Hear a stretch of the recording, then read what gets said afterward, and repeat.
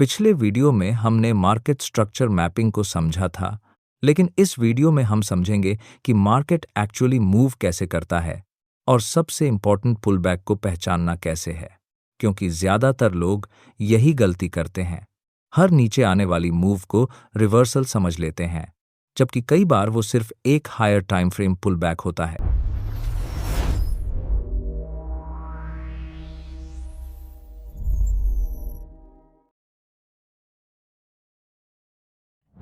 अब चार्ट को ध्यान से देखिए। जब मार्केट इंपल्सिव तरीके से ऊपर की तरफ मूव करता है, तो वो वन गो में सीधा नहीं जाता, बल्कि रास्ते में छोटे छोटे पुलबैक बनाता हुआ ऊपर जाता है। और यही छोटे पुलबैक हमें स्ट्रक्चर में दिखाई देते हैं एज STL, यानी शॉर्ट टर्म लो। अब यहाँ एक चीज नोटिस कीजिए, हर नया STL अपने पिछले STL के ऊपर बन रहा है, यानी मार्केट लगातार स्ट्रेंथ दिखा रहा है और स्ट्रक्चर बुलिश बना हुआ है। अब यही सीक्वेंस चलता रहता है। STL बनता है, मार्केट ऊपर जाता है, फिर नया STL बनता है और फिर ऊपर मूव करता है। लेकिन एक समय ऐसा आता है जहां मार्केट पहली बार अपने पिछले STL के नीचे जाकर एक नया STL बना देता है। अब यहीं से कंफ्यूजन शुरू होता है।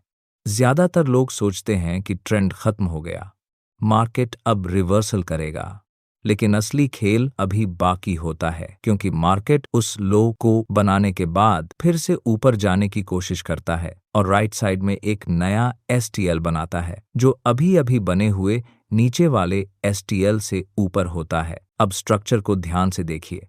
लेफ्ट साइड में एक STL है, बीच में एक नीचे वाला STL बना और फिर राइट साइड में फिर से एक हायर STL बना, यानी हमें स्ट्रक्चर में 3 STL दिखाई दे रहे हैं। और इन तीनों में जो बीच वाला लोएस्ट STL है, वही अब ITL बन जाता है, यानी इंटरमीडिएट टर्म लो। और यही सबसे इंपॉर्टेंट पॉइंट है। क्यों? क्योंकि यही वह जगह है जहां हायर टाइम फ्रेम अपना पुलबैक कंप्लीट करता है, यानी छोटे टाइम फ्रेम पर जो वीकनेस दिख रही थी, असल में वह सिर्फ बड़े टाइम फ्रेम का करेक्टिव मूव था। और जैसे ही यह ITL कंफर्म होता है, मार्केट फिर से इंपल्सिव मूव शुरू करता है। अब फिर वही कहानी रिपीट होती है। हर नया STL पिछले STL के ऊपर बनता रहता है और मार्केट लगातार ऊपर मूव करता है, जब तक कि मार्केट किसी इंपॉर्टेंट लेवल तक नहीं पहुंच जाता। और जैसे ही मार्केट उस लेवल पर पहुंचता है, फिर से वही प्रोसेस शुरू होती है। इस बार मार्केट अपने पिछले STL के नीचे जाकर नया STL बनाता है और उसके बाद राइट साइड में फिर एक STL बनता है, जो उस लोएस्ट STL को कंफर्म करता है एज ITL, यानी फिर से हायर टाइम फ्रेम का एक पुलबैक कंप्लीट हो जाता है।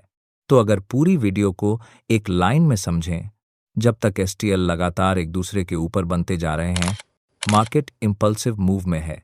और अगर मार्केट पुराने STL के नीचे भी चला जाए, तो जरूरी नहीं कि ट्रेंड खत्म हो गया हो, क्योंकि कई बार वह सिर्फ हायर टाइम फ्रेम का करेक्टिव मूव होता है। और इस पूरे स्ट्रक्चर में सबसे इंपॉर्टेंट रोल होता है राइट साइड वाले STL का, क्योंकि वही डिसाइड करता है कि बीच वाला लो सिर्फ वीकनेस था या सच में एक स्ट्रॉन्ग ITL बनने वाला है। और सबसे खास बात, राइट साइड वाला STL हमेशा करंट प्राइस एक्शन होता है, जबकि लेफ्ट साइड के बाकी STL सिर्फ हिस्ट्री बन चुके होते हैं। यही वजह है कि मार्केट स्ट्रक्चर को समझना जरूरी है, क्योंकि प्राइस हमेशा हिस्ट्री क्रिएट करते हुए आगे बढ़ती है। अगर वीडियो इन्फॉर्मेटिव लगे तो वीडियो को लाइक करें, चैनल को सब्सक्राइब करें और कमेंट करके जरूर बताइए कि नेक्स्ट पार्ट में आप क्या सीखना चाहते हैं। और अब लाइव चार्ट पर इसे प्रैक्टिकली ऑब्जर्व करते हैं। यहां ध्यान से देखिए, मार्केट लगातार ऊपर की तरफ जा रहा है, लेकिन अगर आप सिर्फ कैंडल्स देखेंगे तो स्ट्रक्चर समझ नहीं आएगा। इसीलिए हमें स्विंग्स पर फोकस करना होगा। अब यहाँ यह पहला STL बना, फिर मार्केट ऊपर गया और उसके बाद यह दूसरा STL बना। लेकिन इंपॉर्टेंट चीज यह है कि यह नया STL पिछले STL के ऊपर बना है, यानी मार्केट अभी भी बुलिश फ्लो मेंटेन कर रहा है। अब इसी तरह मार्केट स्टेप बाय स्टेप ऊपर जाता रहेगा और हर बार पुलबैक देकर नया STL बनाएगा। यही इंपल्सिव मूव की पहचान होती है। अब यहाँ इस एरिया को ध्यान से देखिए। यहीं पहली बार मार्केट प्रीवियस STL के नीचे आया है अब ज़्यादातर ट्रेडर्स यहीं डर जाते हैं। उन्हें लगता है कि ट्रेंड खत्म हो गया, लेकिन स्ट्रक्चर को जल्दी जज नहीं करना चाहिए, क्योंकि अभी राइट साइड कॉन्फर्मेशन बाकी है। अब प्राइस को ध्यान से ऑब्जर्व कीजिए। मार्केट नीचे जाने के बाद फिर ऊपर जाने की कोशिश कर रहा है और राइट साइड में नया एसटीएल बना रहा है। और यही सबसे इंपॉर्टेंट हिस्सा है, क्योंकि अब हमारे पास लेफ्ट साइड एसटीएल, बीच में लोएस्ट एसटीएल और राइट साइड में फिर हायर एसटीएल बन चुका है। और यही लोएस्ट एसटीएल अब आईटीएल बन जाएगा, यानी इंटरमीडिएट टर्म लो। और इसका मतलब क्या हुआ कि मार्केट ने सिर्फ हायर टाइम फ्रेम का पुल बैक कंप्लीट किया था। ट्रेंड अभी भी बुलिश स्ट्रक्चर में ही था। अब ईटीएल बनने के बाद क्या होता है वह भी चार्ट में साफ दिखाई देता है। प्राइस फिर से इंपल्सिव तरीके से ऊपर जाना शुरू करता है। अब फिर वही सीक्वेंस रिपीट होगा। एसटीएल बनेगा, मार्केट ऊपर जाएगा, फिर एसटीएल बनेगा, फिर मार्केट एक्सपेंशन देगा, और यही साइकिल बार बार रिपीट होती रहती है। अब यहाँ इस स्विंग को ध्यान से देखिए। यहाँ मार्केट फिर से वीकनेस दिखा रहा है, लेकिन हमें तुरंत बेरिश नहीं होना है। पहले यह देखना है कि क्या राइट साइड कॉन्फर्मेशन आता है या नहीं, क्योंकि बिना राइट साइड एसटीएल के कोई भी लो स्ट्रॉन्ग आईटीएल नहीं माना जाएगा। और यही वह चीज़ है जो रिटेल ट्रेडर्स मिस कर देते हैं। वे सिर्फ बीच वाला लो देखते हैं, लेकिन स्मार्ट मनी स्ट्रक्चर हमेशा राइट साइड कॉन्फर्मेशन का इंतजार करता है। अब यहाँ क्लियरली देखिए, मार्केट ने नया लो बनाया, लेकिन उसके बाद राइट साइड में फिर एसटीएल बना दिया, और अब यही पूरा area higher time frame corrective move बन चुका है। यानी मार्केट ने लिक्विडिटी कलेक्ट की, पुल बैक कंप्लीट किया, और अब फिर से एक्सपेंशन मूव के लिए रेडी है। अब अगर आप पूरे चार्ट को जूम आउट करके देखें तो मार्केट रैंडम नहीं लग रहा होगा। अब हर मूव का रीजन समझ आ रहा होगा। कहाँ इंपल्सिव मूव था, कहाँ करेक्टिव मूव था, और कहाँ आईटीएल एक्चुअली कंफर्म हुआ। और यही स्ट्रक्चर अंडरस्टैंडिंग धीरे धीरे ट्रेडिंग साइकोलॉजी भी बदल देती है, क्योंकि अब हर रेड कैंडल देखकर डर नहीं लगता और हर पुलबैक रिवर्सल नहीं लगता। अब आप मार्केट को फ्लो में पढ़ रहे होते हैं।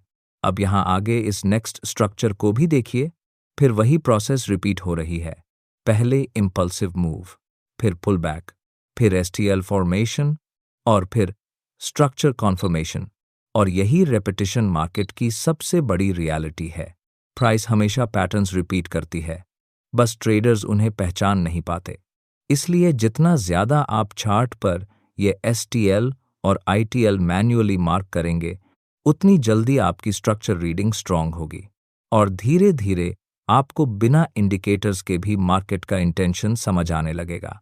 और अगले पार्ट में हम समझेंगे कि अभी करंट मार्केट आखिर किस स्टेट में चल रहा है, और स्ट्रक्चर मैपिंग करते समय कौन कौन से कंफ्यूजन सामने आते हैं। मार्केट ऊपर से गिरना आखिर शुरू कब करता है, और चार्ट पर वह कौन से फुटप्रिंट्स छोड़ता है जो पहले से संकेत देने लगते हैं कि अब स्ट्रक्चर वीक हो रहा है। उम्मीद करता हूं कि आपको अप ट्रेंड की स्ट्रक्चर मैपिंग अच्छी तरह समझ आई होगी। और बिल्कुल इसी का ऑपोजिट डाउन ट्रेंड में भी होता है। जब मार्केट नीचे गिरता है तो वह हर बार एक नया एसटीएच बनाता हुआ नीचे आता है, लेकिन जब मार्केट एक डीप पुलबैक देता है तब वह दो एसटीएच के बीच एक हायर एसटीएच बनाता है, और जैसे ही राइट साइड वाला एसटीएच कंफर्म होता है तो बीच वाला सबसे ऊपर बना स्विंग आईटीएच यानी इंटरमीडिएट टर्म हाई बन जाता है। लेकिन यहाँ एक बड़ा कंफ्यूजन भी सामने आता है, क्योंकि कई बार चार्ट में ऐसा दिखाई देता है कि नीचे साइड में एसटीएल भी बन रहा है और ऊपर साइड में आईटीएच भी बन रहा है। तो ऐसे में सवाल आता है, मार्केट आखिर किस डायरेक्शन में मूव करेगा। और यही सबसे इंपॉर्टेंट फिल्टरिंग प्रोसेस हम वीडियो में समझेंगे कि कॉन्फ्लिक्टिंग स्ट्रक्चर को कैसे पढ़ना है, कौन सा स्विंग वैलिड है, और किस टाइम फ्रेम की कॉन्फर्मेशन ज्यादा इंपॉर्टेंट होती है। और सबसे खास बात यह है कि इस बार मैंने सिर्फ थ्योरी नहीं समझाई है, बल्कि वही पूरा कॉन्सेप्ट लाइव मार्केट पर प्रैक्टिकली अप्लाई करके दिखाया है।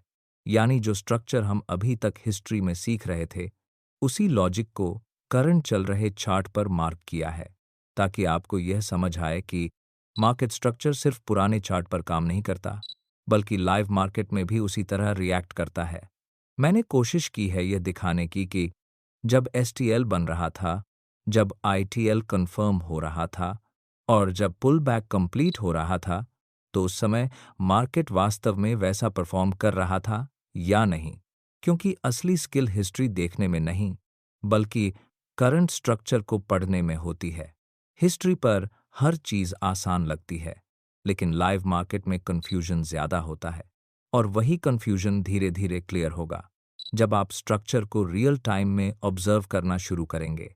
इसीलिए इस पूरे सीरीज में हम सिर्फ थ्योरी नहीं सीखेंगे, बल्कि लाइव चार्ट पर हर कॉन्सेप्ट को वेरीफाई भी करेंगे कि कौन सा एसटीएल वैलिड था, कौन सा आईटीएल स्ट्रांग था, कहाँ मार्केट सिर्फ लिक्विडिटी ले रहा था और कहाँ से एक्चुअल इंपल्सिव मूव शुरू हुआ। और धीरे धीरे आप खुद नोटिस करेंगे कि मार्केट बार बार वही फुटप्रिंट्स रिपीट करता है, बस टाइम फ्रेम बदलता है, लेकिन स्ट्रक्चर का लॉजिक वही रहता है। इसलिए अगले वीडियो से पहले आप खुद चार्ट खोलकर इन एसटीएल, एसटीएच, आईटीएल और आईटीएच को मैन्युअली मार्क करने की कोशिश कीजिए, क्योंकि जितना ज्यादा आप खुद स्ट्रक्चर बनाएंगे, उतनी जल्दी मार्केट की लैंग्वेज समझ आने लगेगी। और जब मार्केट की लैंग्वेज समझ आने लगती है, तब एंट्रीज गेस नहीं रहती, बल्कि कॉन्फर्मेशन बेस्ड डिसीजन बन जाती हैं।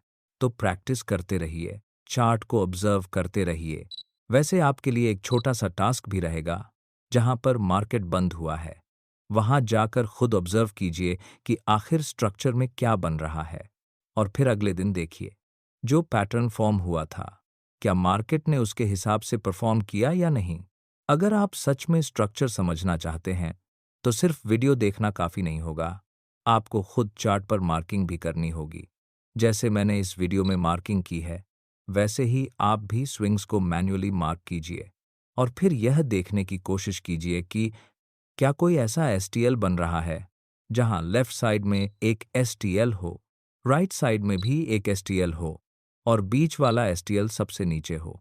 अगर ऐसा स्ट्रक्चर बनता है, तो चांसेस रहते हैं कि मार्केट ऊपर की तरफ मूव करे, क्योंकि वही बीच वाला लोएस्ट एसटीएल धीरे धीरे इटल बनने की तरफ बढ़ रहा होता है। और बिल्कुल इसी तरह मैं सेल साइड का स्ट्रक्चर भी दिखा रहा हूं कि मार्केट नीचे जाने से पहले कौन सा कॉन्फर्मेशन देता है, कैसे ईटीएच बनता है, और किस पॉइंट के बाद बेरिश स्ट्रक्चर एक्टिव माना जाता है। तो कोशिश कीजिए कि बाय साइड और सेल साइड दोनों स्ट्रक्चर्स को अलग अलग पहचान सकें, क्योंकि मार्केट हमेशा दोनों तरफ फुटप्रिंट्स छोड़ता है, बस हमें उन्हें सही समय पर पढ़ना आना चाहिए। जब आप खुद स्ट्रक्चर मैपिंग करना शुरू करेंगे, तो आपके सामने एक इंटरेस्टिंग कंफ्यूजन आएगा। आप देखेंगे कि मार्केट ऊपर साइड में पहले ही एक आईटीएल बनाकर बेरिश हो चुका है और उसी बेरिशनेस को कंटिन्यू भी कर रहा है। लेकिन वहीं अगर नीचे साइड को देखें, तो अभी हाल में मार्केट ने एक एसटीएल बनाया है और उसके बाद नीचे की तरफ आ रहा है। अब ध्यान से देखिए, जब मार्केट नीचे से ऊपर गया था, तब वह अपने पीछे एक ऑर्डर ब्लॉक और एफवीजी क्रिएट करके गया था, और अभी प्राइस वापस उसी एरिया के पास आ चुका है। यानी अब चार्ट में हमारे सामने दो अलग डायरेक्शंस दिखाई दे रही हैं। पहली तरफ ऊपर स्ट्रक्चर में मार्केट ऑलरेडी 3 स्विंग बनाकर नीचे आ चुका है, जो बेरिश प्रेशर दिखा रहा है, और दूसरी तरफ नीचे साइड में ऐसा लग रहा है कि मार्केट एक नया एसटीएल बनाने की कोशिश कर रहा है। यहाँ लेफ्ट साइड में एक एसटीएल है और बीच में एक नया एसटीएल बना है, जो पिछले एसटीएल से नीचे है। लेकिन सबसे इंपॉर्टेंट चीज अभी मिसिंग है, राइट साइड कॉन्फर्मेशन अभी तक बना ही नहीं है, और यही सबसे बड़ा फर्क होता है स्ट्रक्चर बनने और स्ट्रक्चर कंप्लीट होने में। कई लोग इसी करंट कैंडल को देखकर बोल देंगे कि हाँ, एसटीएल बन गया, मार्केट अब ऊपर जाएगा। लेकिन रियलिटी में वह एसटीएल अभी पूरी तरह फॉर्म ही नहीं हुआ है। और इस पूरे वीडियो का मेन पर्पस भी यही है कि आप सिर्फ पैटर्न देखकर एक्साइटेड ना हो, बल्कि यह समझें कि मार्केट में अभी एक्टिव क्या है, और अभी करंट स्ट्रक्चर में एक्टिव क्या है। अभी एक्टिव है सेलिंग प्रेशर, लेकिन इसका मतलब यह बिल्कुल नहीं है कि बाइंग नहीं आ सकती। बाइंग जरूर आ सकती है, लेकिन बाइंग के वैलिड होने के लिए मार्केट को वही पूरा 3 स्विंग स्ट्रक्चर बनाना होगा, यानी लेफ्ट साइड स्विंग, बीच में लोएस्ट एसटीएल, और फिर राइट साइड में नया एसटीएल, और अभी वही राइट साइड वाला स्विंग मिसिंग है। जब तक वह right side STL properly form नहीं होता, तब तक बाइंग कॉन्फर्मेशन कंप्लीट नहीं मानी जाएगी। लेकिन जैसे ही वह स्ट्रक्चर पूरा बन जाएगा, तब हम कह सकते हैं कि मार्केट अब ऊपर जाने की तैयारी कर रहा है, और उसके बाद चांसेस बढ़ जाएंगे कि मार्केट ऊपर बने STH को ब्रेक करे और धीरे धीरे ITH की तरफ मूव करे। फिर उसके बाद अगर मार्केट नीचे आएगा तो वही पूरी कहानी फिर से रिपीट होगी। स्ट्रक्चर हमेशा साइकिल में काम करता है। अभी फिलहाल हमें सिर्फ एक कॉन्फर्मेशन चाहिए, इस करंट कैंडल के ऊपर प्रॉपर क्लोजिंग, क्योंकि जैसे ही यह कॉन्फर्मेशन मिलेगा तब यह बीच वाला STL ऑफिशियली ITL बन जाएगा, और जैसे ही ITL कंफर्म होगा, मार्केट स्ट्रक्चर बुलिश शिफ्ट लेने की कोशिश कर सकता है और वहीं से प्राइस ऊपर की लिक्विडिटी STH या फिर ITH की तरफ भी एक्सपैंड कर सकता है। तो अगर वीडियो इन्फॉर्मेटिव लगा हो तो वीडियो को लाइक ज़रूर करें, चैनल को सब्सक्राइब करें और अपने चार्ट पर इन स्ट्रक्चर्स को खुद मार्क करके प्रैक्टिस ज़रूर करें। मिलते हैं अगले वीडियो में।